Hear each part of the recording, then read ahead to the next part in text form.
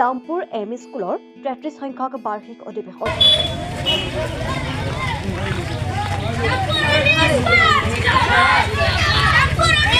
হাজো শিক্ষাখণ্ডৰ অন্তৰ্গত ডামপুৰ M E স্কুলৰ ৩৩ সংখ্যক বাৰ্ষিক অধিৱেশনখনি আজি স্কুল প্ৰাংগণত অনুষ্ঠিত হয়।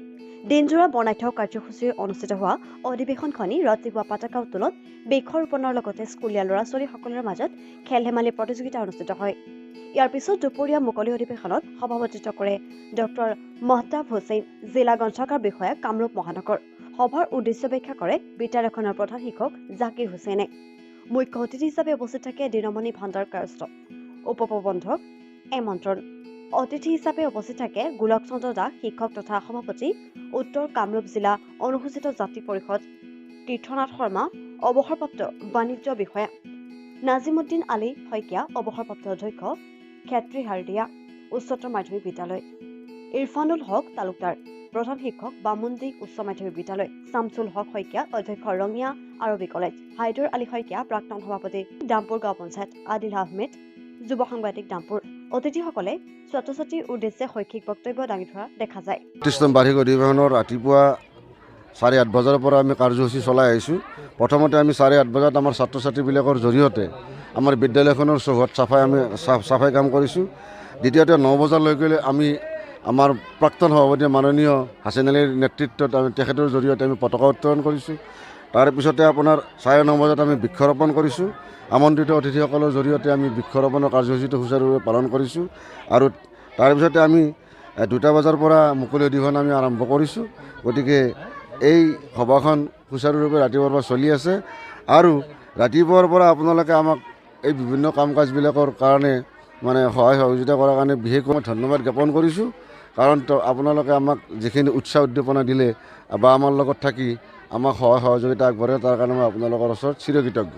33 সংখ্যক ডামপুৰ এম ই স্কুলৰ আজি বাৰ্তা বিতৰণী সভাৰ বাৰ্ষিক অধিৱেশন ৰাইজৰ সহযোগত আৰু ইয়াৰে শিক্ষক শিক্ষয়িত্ৰীসকলৰ এটি বদন্যতাত এই স্কুলখনে 33 বছৰ পাৰ কৰিলে। এইটো এটা ৰাইজৰ কাৰণে খুব ভাল খবৰ। যিকোনো ৰাজহুৱা প্ৰতিষ্ঠানত যদি ৰাইজৰ সহযোগিতা থাকে, ৰাইজৰ সমৰ্থন থাকে আৰু উদ্যোগী ব্যক্তিৰ যদি সেই অনুষ্ঠানটোৰ প্ৰতি আন্তৰিকতা থাকে, তেনেকুৱা অনুষ্ঠানে সদায় ৰাইজৰ প্ৰতি ৰাইজৰ ক্ষেত্ৰত এটা সুন্দৰ বাৰ্তা প্ৰেৰণ কৰে। আৰু এই ক্ষেত্ৰত এই এম ই স্কুলৰ প্ৰধান শিক্ষক জাকিৰ হুছেইন ডাঙৰীয়াই এটা গুৰুত্বপূৰ্ণ দায়িত্বৰে এই অঞ্চলত এখন শিক্ষানুষ্ঠান গঢ়ি ইয়াত মানৱ সম্পদ গঢ়াৰ এটি প্ৰস্তুতি তেখেতে আৰম্ভ কৰিছিল।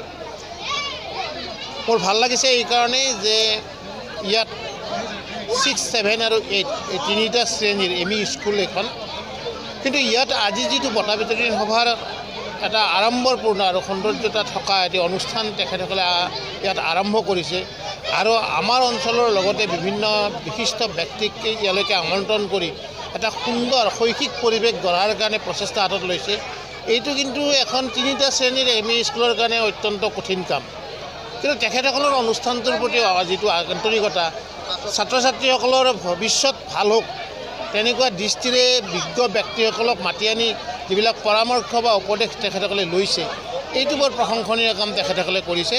হাজোৰ পৰা জাহিৰুল ইছলামৰ ৰিপৰ্ট, সংবাদ 365।